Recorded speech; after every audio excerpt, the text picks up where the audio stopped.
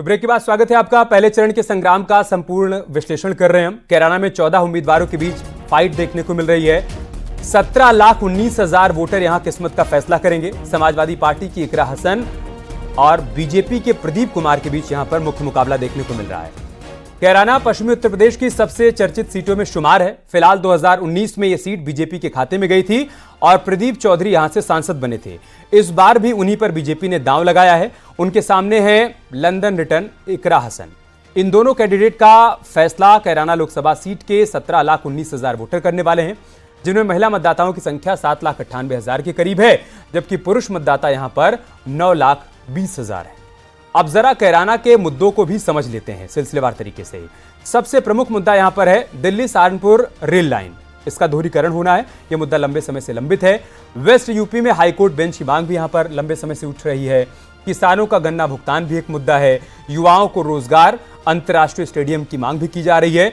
शामली में जाम से लोग परेशान रहते हैं और लोग ये उम्मीद कर रहे हैं कि इस बार जो भी प्रत्याशी जीतेगा जाम के झाम से उनको मुक्ति दिलवाएगा। इन मुद्दों के अलावा यह सीट ध्रुवीकरण का केंद्र भी रही है, जो एक अहम फैक्टर चुनाव में रहने वाला है। कैराना के जातीय समीकरण की बात कर लेते हैं। यहां पर दलित मुस्लिम जाट की किसी भी चुनाव को एक तरफा जिताने या हराने का मादा रखने की बात लंबे समय से चली आ रही है। और इस सीट पर बातचीत करने के लिए हमारे सहयोगी मेनका हमारे साथ जुड़ चुकी हैं। उनके साथ हमारे सहयोगी राजीव भी मौजूद हैं। मेनका, आप भी जा चुकी हैं कैराना, वहां पर लोगों के बीच में उनका मूड समझ चुकी हैं, और राजीव भी लगातार कैराना में घूमते टहलते रहे, वहां पर लोगों से बातचीत करते रहे। 2014 के बाद और 2017 में बीजेपी की सरकार उत्तर प्रदेश में बनने के बाद वहां जो बदलाव आया उसको बहुत करीब से उन्होंने देखा है। बातचीत करिए उनसे और जानिए कि कैराना का इस बार समीकरण क्या कह रहा है। जी अमित, जब भी कैराना का जिक्र होता है तो वो दंगों का जिक्र जरूर होता है और साथ ही मकान बिकाऊ है, वो तस्वीरें एक बार फिर से याद आती हैं। प्रधानमंत्री नरेंद्र मोदी हो या सीएम योगी आदित्यनाथ हो, वो जहां भी जिस भी जनसभा को संबोधित कर रहे हैं तो इस बात का जिक्र जरूर कर रहे हैं कि एक वक्त था जब दंगे हुआ करते थे, अब दंगा नहीं होता, प्रदेश दंगा मुक्त हो गया है। और जब जब दंगा का जिक्र होता है तो कैराना की याद आती है। हमारे साथ राजीव है। राजीव भी पूरे पश्चिमी उत्तर प्रदेश से होकर आए, कैराना से भी होकर आए। राजीव, कैराना बहुत हाई प्रोफाइल सीट है।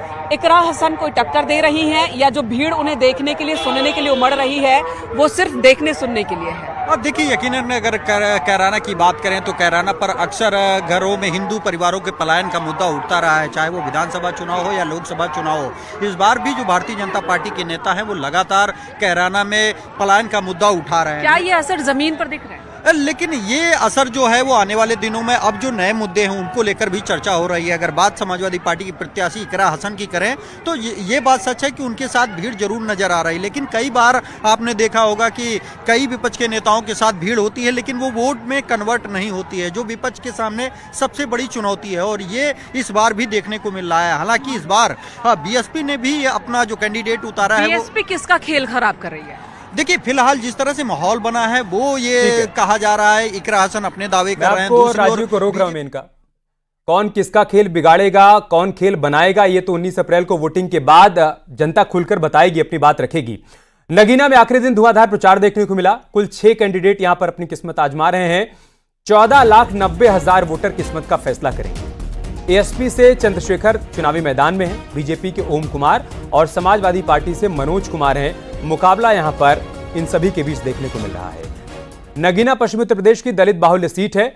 इस बार यहां से आजाद समाज पार्टी के चंद्रशेखर भी किस्मत आजमा रहे हैं, जबकि 2019 में सीट बीएसपी के खाते में चली गई थी, तब समाजवादी पार्टी और बीएसपी का गठबंधन था। गिरीश चंद उस दौरान सांसद बने थे।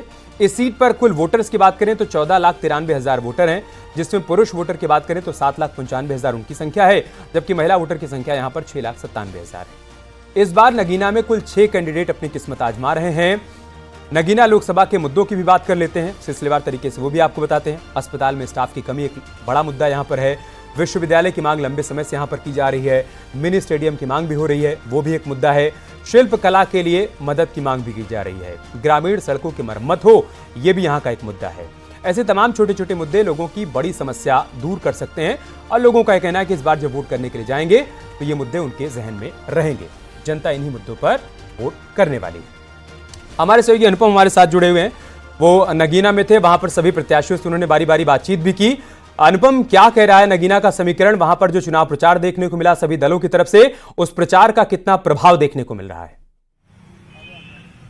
देखिए अमित, बिल्कुल बहुत महत्वपूर्ण सवाल आपने किया। यहाँ की जनता है, नगीना विधानसभा जो लोकसभा है उस क्षेत्र में हम यहाँ पर हैं। सर, नगीना में इस बार कौन से मुद्दे चुनाव में आपको लग रहे हैं और क्या लग रहा है? मुद्दे तो ये क्षेत्र का विकास हो और अपना ठीक हिंदू मुस्लिम ना हो, भाईचारा बना रहे, यही है और क्या है। सर, आप किस तरीके से देख रहे हैं इस नगीना लोकसभा के मुकाबले को? मुकाबला काफ़ी अच्छा चल रहा है और हम तो इंडिया गठबंधन को ही सपोर्ट कर रहे हैं। लेकिन क्या मुद्दे क्या लग रहे हैं आपको यहाँ पर? मुद्दे तो कुछ नहीं है, सब ठीक है, बेहतर है। इस बार जो है मनोज कुमार जज साहब को ही जो है जिताने का प्रयास कर रहे हैं। हमें देखिए सबसे बड़ी बात की, और भी लोग यहाँ पर हैं, युवा हैं, आप किस तरीके से देख रहे हैं यहाँ के मुकाबले को? सर इंडिया गठबंधन ही है यहाँ पे जो भी है, और उसके मुकाबले पे सर कोई नहीं है।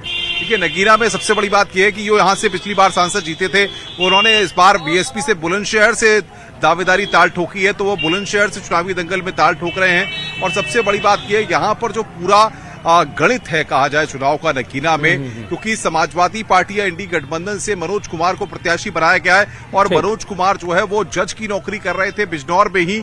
यहाँ से उन्होंने अमित अपना इस्तीफा दिया। हमने उनकी बातचीत सुनी थी अनुपम, आपने उनसे बातचीत की थी, उन्होंने कहा था कि मैं इसलिए आया हूं क्योंकि मैंने देखा है कि जुडिशरी में तमाम मामले ऐसे हैं जो लंबे समय तक अटके रहते हैं, और अगर संसद में बैठकर लोगों के लिए नियम कानून कायदे बनाए जा रहे हैं तो क्यों ना वहां तक अपनी पहुंच बनाई जाए।